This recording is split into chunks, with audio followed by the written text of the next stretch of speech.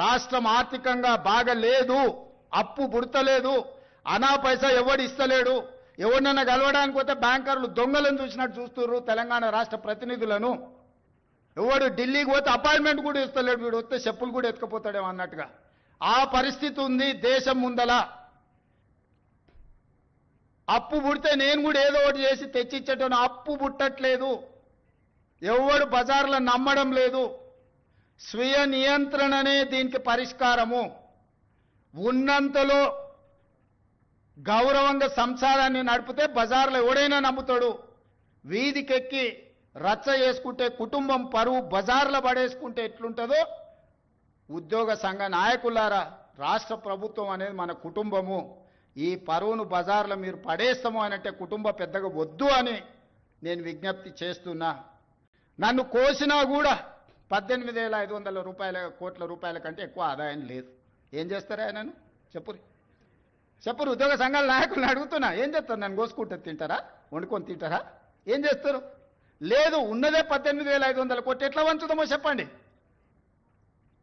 ఏది ఆపమంటారో చెప్పండి. వృద్ధాప్య పెన్షన్లు ఆపమంటారా? ఉచిత కరెంట్ ఆపమంటారా?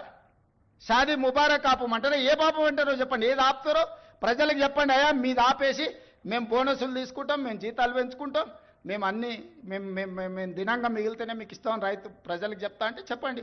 బహిరంగ సభ ఏర్పాటు చేద్దాం, 10 లక్షల మందిని తెస్తా. ఉద్యోగ సంఘాల నాయకులు మాట్లాడండి, మేము ఈ చిట్టి ఇచ్చిన ముఖ్యమంత్రికి దీని ప్రకారం పరిపాలన జరుగుతుంది అనేది ఇదొక మార్గం.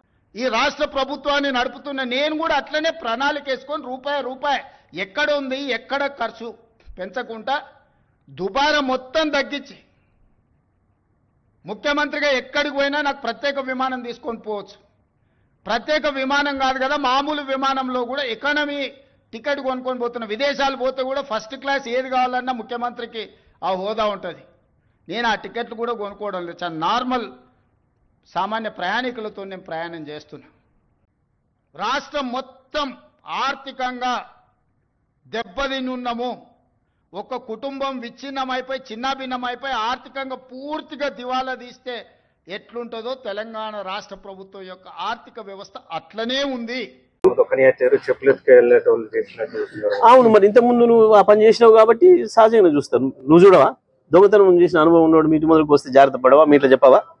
జాగ్రత్త మజరాడు ఇంతకుముందు అలవాటు ఉందని చెప్పవా ఇంట్లో? అంతే, వాళ్ళు కూడా అట్లే చూస్తున్నారేమో. మరి ఎవరైనా చెప్పుకుంటారు కదా అది.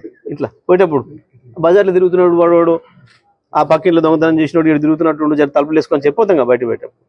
వాళ్ళు కూడా అట్లే చూస్తున్నట్టున్నారు. మరి అది నువ్వే చెప్పుకుంటున్నావు, మేము అనటంలే ఆ మాట.